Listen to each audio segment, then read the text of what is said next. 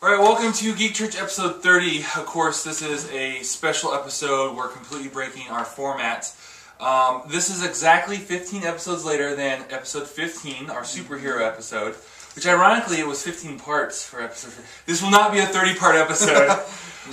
We've invited a guest for us. I don't even know your last name. Right? Mm-hmm. That's better than wrong. Better than Forrest wrong. Yeah, there's a lot of rights in paradise. Yeah. So this is episode 30, and we are going to have some fun with it, and we're basically going our top 10 list of villains instead of heroes, but instead of most powerful, like last time with the heroes it was like, okay, tournament style, they're fighting each other. That's what it was. This is more of biggest threat, most dangerous, most evil, or yeah, and I mostly for Earth. When I said Earth, it was more meaning like relevant kind of thing. And I think that's how we stuck to. I think each of us both have one that's not quite Earth, but it's... we'll let it go. Yeah. So now we don't completely all know each other's lists. Jeff and I talked about our list a little bit. I don't quite remember it just because I wanted to check. I wasn't sure about mine. And I don't know your list other than one you told me before I said not to tell me, and one I just saw a second ago, which neither Jeff or I have, so that should be interesting. So here we go. Let's start off with 10. We'll start with Jeff and work our way this way. We'll go from 10 down to 1. Alright, so my number 10 is Hush from the Batman, I guess, would you call it universe? I don't know. This is the Batman franchise or whatever. Yeah, Batman franchise, of course, otherwise known as Dr. Thomas, what is it? I don't remember. I don't remember. It was his childhood friend. Yeah, childhood friend. He's actually credited with teaching Bruce Wayne the strategic mindset that strategic philosophy that he uses when he's fighting against the Riddler and Batman, or Batman fights himself, right? Against the Riddler and the Joker and all those. He taught him that as a child, and the chess strategy. And also, he's considered the psychological as well as physical equal to Batman. And so obviously we've gone over and over and over about how it doesn't matter who he's fighting, Batman always wins. Yeah, as long as there's so, I mean, if there's going to be someone who is evil that is that, like, dangerous, then he deserves to be in the top 10. Okay. Who's your 10? My 10 is Doctor Doom from Fantastic Four. Just because he's evil, and he wants to... I don't know exactly what he wants to do. I know he wants to destroy the Fantastic Four. I'm pretty sure he just wants to take over, like, rule Earth. Yeah, pretty much. And that's all really is. That's never a good Fantastic idea. Four, and destroy Fantastic Four. So, he's pretty powerful. He's like on a power strike, on a power trip, and trying to get just ultimate power. Yeah. So, well, we pretty much say that he's number 2 in 3 areas: technology, and he's second to Iron Man. And genius, which he's second to Reed Richards, and magic, which he's second to Doctor Strange, Sorcerer Supreme. So he's like the number 2 technology guy, genius, and sorcerer. And he's really up there. I would say even in the top 5 in terms of strategist. So yeah, he's really dangerous. He's on my list. He's not the guy you want to play chess against when it's death. Yeah. When it's like real characters, you know? Life and death. Yeah. I just thought other people were more evil than him. Yeah. But he did deserve to be in the top 10, so... Yeah, definitely. That's cool. Okay. Well, my number 10 is Apocalypse from X-Men. He's basically they call him the most powerful mutant of ever, and of course he's apparently immortal, 5,000 years old. He's puts himself in stasis. Yeah, he's pretty powerful, and of course he has the 4 Horsemen. Yeah. So before you can even fight him, you have to fight 4 Horsemen. Who they're arguably Omega level mutants, also like Cyclops. I would say like Angel. You got the. I would say like Omega minus. It was Angel, and then now it's Death. Yeah. He's Death, one of the with the Pestilence. Yeah. I would say Omega minus. I wouldn't quite say Omega, almost, but like bottom level Omega. I would say. Yeah, but definitely the Omega. Because the Avengers in the current Avengers one, they did a pretty good job of going. But then again, they went toe to toe, the 4 of them with Avengers. But still, like Wolverine was fighting them and doing a pretty good job. So, and he's definitely not Omega. Yeah, but it's tough. Like Wolverine's one of those Batman. He's the Batman character. Yeah, he's much better than his actual powers on paper. Or Captain America type thing. It's like he's here, but because of who he is. And but his powers are down here. But overall, he's up here. Yeah, that kind of thing. Okay, number 9. Number 9, I have the Joker. That's a joke. No, Yeah. I confined him to. I just believe he deserves to be in the top 10 because he's a megalomaniac, a psychopath, unpredictable, but beyond that, he is a criminal mastermind at like the most elite level. But he masks it with the fact that he is constantly playing jokes, doing like seemingly insignificant and foolish things that turn out to be like absolutely deadly. Like you see, like a perfect example of that during when he kills Jason Todd, Killing Joke. Mm-hmm. I mean, he was like he had totally beaten Batman. Batman like was 4 or 5 steps behind, which normally he's not. Like he's always in step or ahead. Batman was racing, could not keep up with him, and it caused the death of his sidekick. And so, I mean, I don't think there's anyone that's caused as much pain in the life of Batman as the Joker. I mean, breaking, what's her name, Barbara Gordon's back, and killing from Batgirl to the Oracle. Yeah, I mean, the reason I had him on my initial list of like 13 or 14, but he didn't make the cut because I disagree that he's like a criminal mastermind. I think he's one of those where he's just a psychopath. And even his, like, what you were calling like mastermind stuff, they're not like Lex Luthor mastermind plots. They're like elaborate heists or elaborate, robberies. Yeah, I mean, he is very small. Like mousetraps for Batman, like he sets up, he's lower on my list simply because it's all about Batman. If Batman didn't exist, neither would the Joker. He would have no reason. He would have no vendetta or anything. Listen, personally, but I actually put him pretty high on my list because of the fact that he just does what he does just to have fun.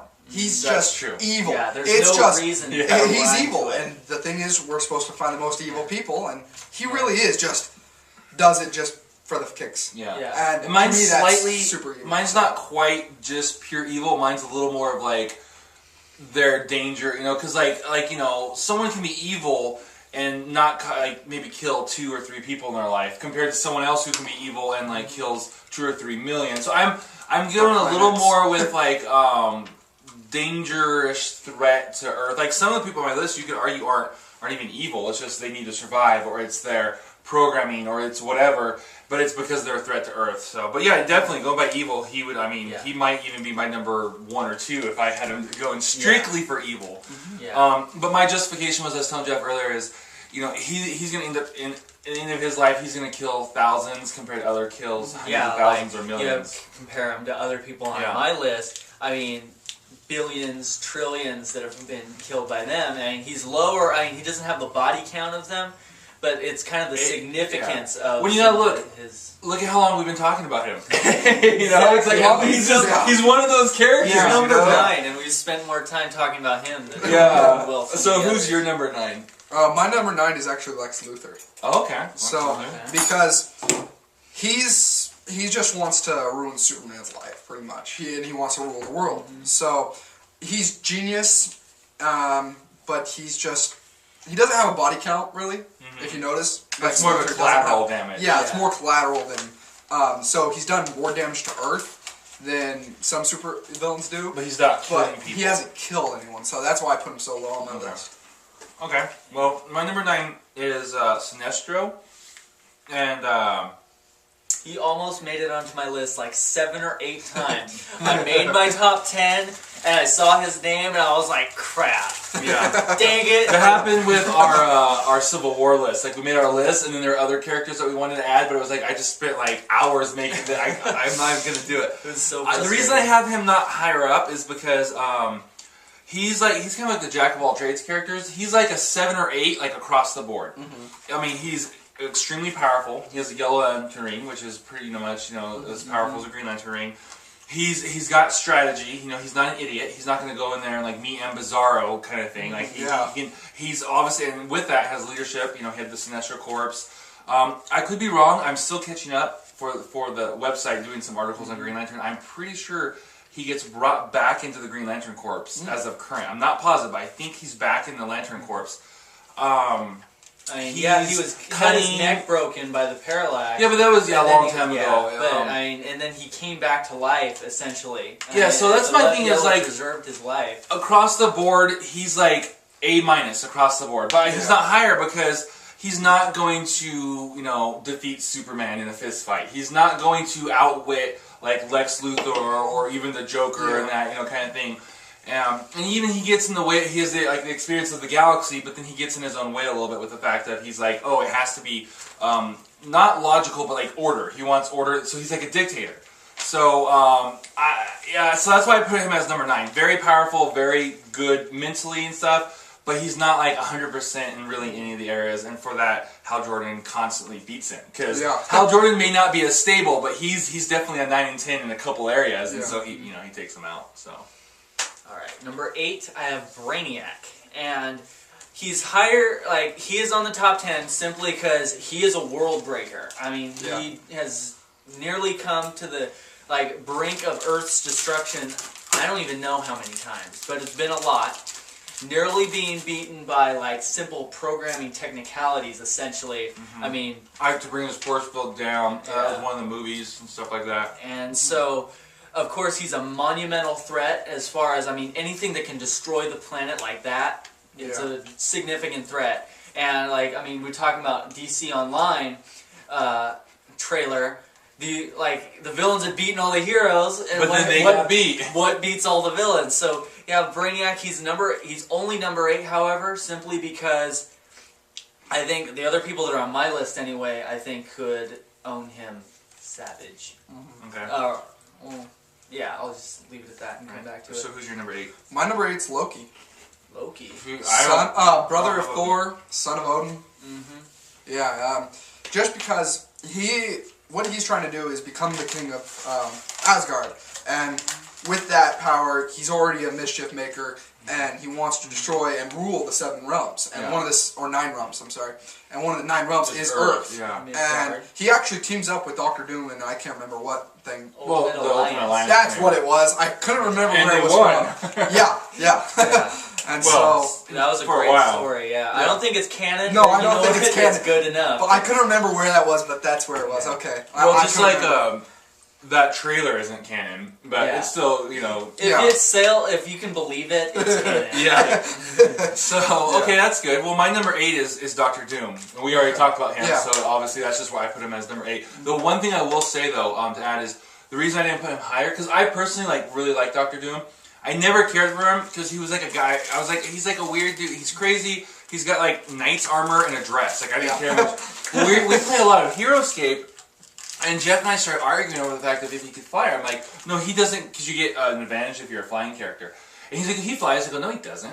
It's like, yeah, he does. And he's like, his armor is equal to Iron Man. So I'm like, no, it's not. It's just metal armor. It's just like metal armor. And so I researched him, and he was right. He can fly. His armor is second to Iron Man's, basically.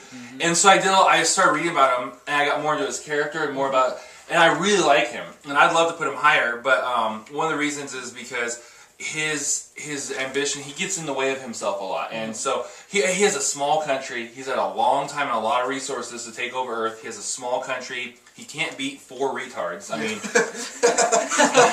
seriously, the Fantastic Four are not that good, right?